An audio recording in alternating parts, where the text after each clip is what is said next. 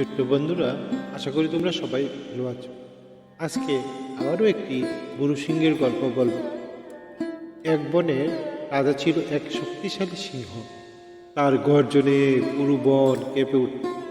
কিন্তু সময়ের সাথে সাথে সে বুড়ো হয়ে গেল। তার দাঁত ভেঙে গেল, নখগুলো ম্রিয়মাণ হয়ে গেল, আর শরীরের আগের মতো শক্তি রইল না।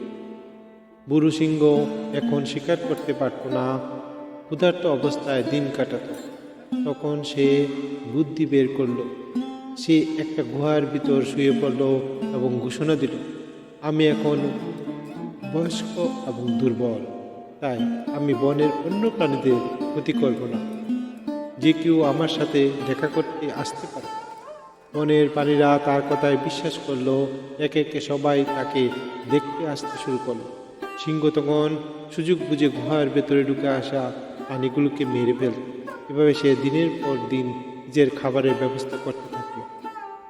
একদিন এক বুদ্ধিমান শিয়াল গুহার সামনে এসে থামলো।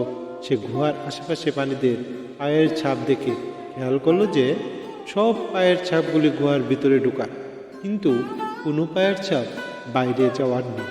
শিয়াল বুঝতে পারল সিংহের চালাকি। সে বাইরে থেকে চিৎকার করে বলল, ওহে বুড়ো সিংহ, আমি তোমার কাছে আসতে চাই, কিন্তু বাইরে বেরিয়ে এসে তুমি আমাকে দেখা করো।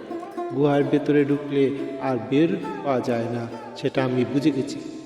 শিয়ালের কথা শুনে সিংহ বুঝল যে তার কৌশল ধরা পড়ে গেছে। সেই দিন থেকে আর কোনো প্রাণী গুহার কাছে আসেনি। শিক্ষণীয় বিষয় হলো যে এই গল্প আমাদের শেখায় যে বিপদের সময় কৌশল ও বুদ্ধিমত্তার প্রয়োজন। অন্ধবিশ্বাসের চেয়ে পর্যবেক্ষণ ও চিন্তা ভাবনা বেশি জরুরি।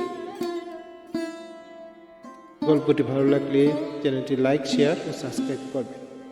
আবারও নতুন গল্পে দেখা হবে।